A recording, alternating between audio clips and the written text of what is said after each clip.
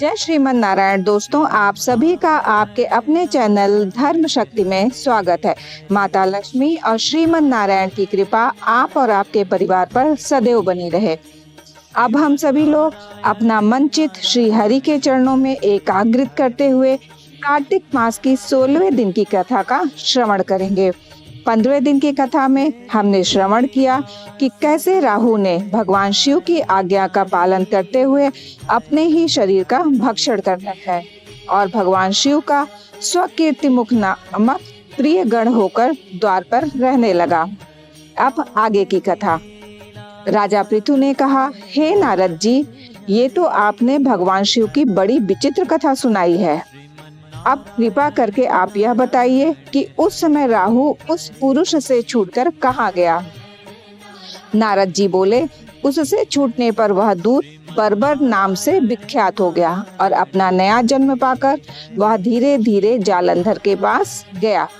वहां जाकर उसने भगवान शंकर की सब चेष्टा कही। उसे सुनकर दैत्यराज ने सब दैत्यों को सेना द्वारा आज्ञा दी। कालनेमी और शुंभ निशुंभ आदि सभी महाबली दैत्य तैयार होने लगे। एक से एक महाबली दैत्य करोड़ों करोड़ों की संख्या में निकलकर युद्ध के लिए जुट पड़े। महाप्रतापी सिंधुपुत्र शिव जी से युद्ध करने के लिए निकल पड़ा। आकाश में मेघ छा गए और बहुत अपशगुन होने लगे। शुक्राचार्य और कटे सिर वाला राहु सामने आ गए। उसी समय जालंधर का मुकुट खिसक गया, परंतु वह रुका नहीं। उधर इंद्रादिक सब देवताओं ने कैलाश पर शिव जी के पास पहुंचकर सब वृत्तांत सुनाया और यह भी कहा कि आपने जालंधर से युद्ध करने के लिए भगवान शिव को भेजा था। वह उसके वंशवर्ती हो गए और भगवान विष्णु लक्ष्मी सहित जालंधर के अधीन हो उनके घर में निवास करते हैं। अब देवताओं को भी वहीं रहना पड़ता है। अब वह बलि सागर पुत्र आपसे युद्ध करने आ रहा है, अतएव आप उसे मारकर हम सबकी रक्षा कीजिए। यह सुनकर भगवान शंकर ने विष्णु जी को बुलाकर पूछा, हे ऋषिकेश, युद्ध में आपने जालंधर का संहार क्यों नहीं किया और बैकुंठ छोड़ आप उसके घर में कैसे चले गए।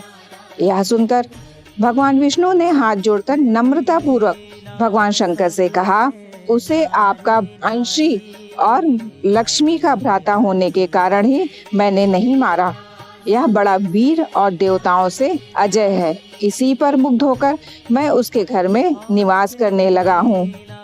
विष्णु जी के इन वचनों को सुनकर भगवान शंकर जी हंस पड़े और उन्होंने कहा, हे विष्णु, आप यह क्या कहते हैं। मैं उस दैत्य जालंधर को अवश्य मारूंगा। अब आप सभी देवता जालंधर को मेरे द्वारा ही मारा गया जान अपने स्थान को जाइए। जब भगवान शंकर ने ऐसा कहा तो सभी देवता संदेह रहित होकर अपने अपने स्थान को चले गए। इसी समय पराक्रमी जालंधर अपनी विशाल सेना के साथ पर्वत के समीप आ कैलाश को घोर सिंहनाद करने लगा।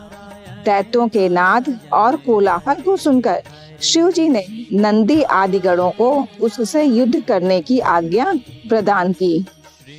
कैलाश के समीप भीषण युद्ध होने लगा। दैत्य अनेकों प्रकार के अस्त्र शस्त्र बरसाने लगे। भेरी, मृदंग, शंख और बीरों तथा हाथी, घोड़ों और रथों के शब्दों से शाब्दिक थो पृथ्वी कांपने लगी।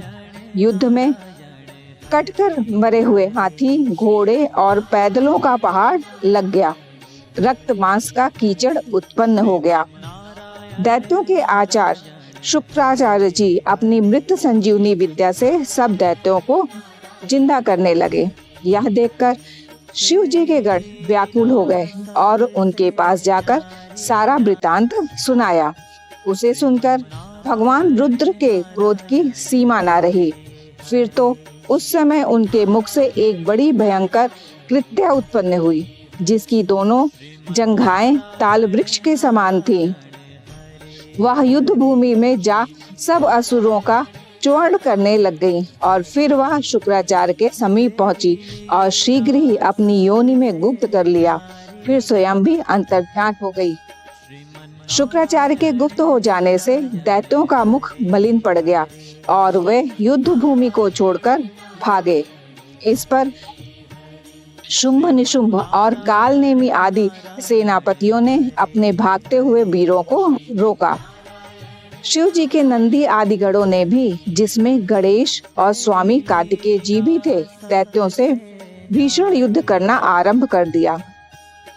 इस तरह 16वें अध्याय की कथा संपूर्ण होती है। यदि ये वीडियो आपके लिए उपयोगी है तो लाइक करके कमेंट अवश्य करें।